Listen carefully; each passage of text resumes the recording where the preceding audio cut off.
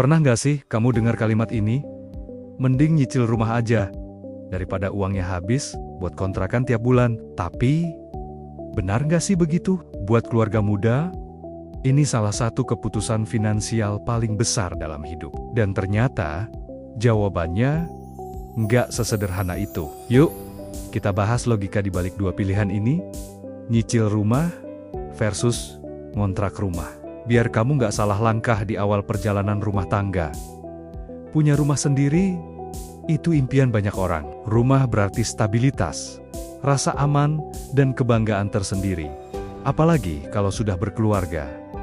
Tapi di sisi lain, harga rumah sekarang, ya ampun, terus naik setiap tahun. Di kota besar, rumah kecil bisa tembus ratusan juta sampai miliaran rupiah. Bahkan DP 20%-nya saja sudah bikin dompet kaget duluan. Jadi, wajar kalau banyak keluarga muda mulai mikir, apa sekarang waktunya beli rumah?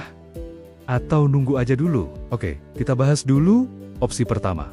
Nyicil rumah, biasanya lewat KPR atau kredit pemilikan rumah. Kelebihannya, kamu langsung punya aset. Cicilan bulanan itu seperti tabungan paksa. Kalau lunas, rumah jadi milikmu 100%. Tapi ada juga sisi lainnya.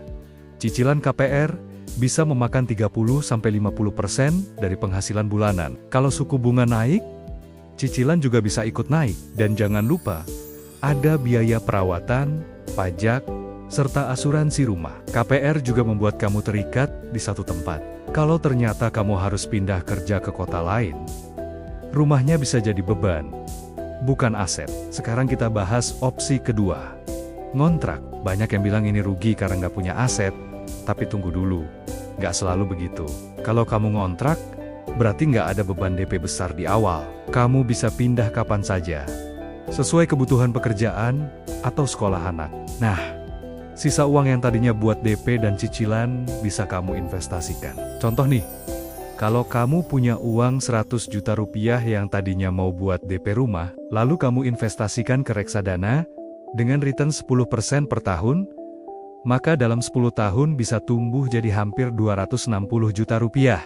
Lumayan banget kan? Yuk kita simulasi sedikit. Misal, kamu ambil KPR rumah seharga 600 juta. DP 20%, berarti 120 juta. Cicilan bulanan, 4 juta selama 20 tahun. Total uang yang kamu keluarkan adalah 4 juta dikali 12 bulan.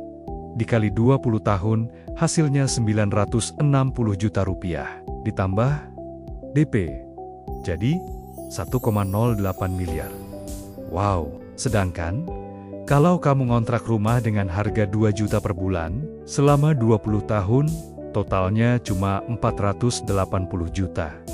Selisihnya bisa kamu investasikan di tempat lain. Tapi, kalau harga rumah terus naik dan investasi kamu gagal, ya bisa-bisa kamu malah nggak punya rumah dan uangmu habis juga. Jadi, dua-duanya punya risiko. Keputusan ini nggak cuma soal angka, tapi juga soal gaya hidup dan tujuan hidupmu. Kalau kamu tipe orang yang ingin hidup stabil, siap berkomitmen jangka panjang, dan punya penghasilan tetap, maka nyicil rumah bisa jadi pilihan yang tepat. Tapi kalau kamu masih ingin fleksibel pindah-pindah kota, punya penghasilan yang belum stabil, atau ingin memaksimalkan investasi dulu, maka ngontrak bisa jadi pilihan yang lebih rasional untuk saat ini.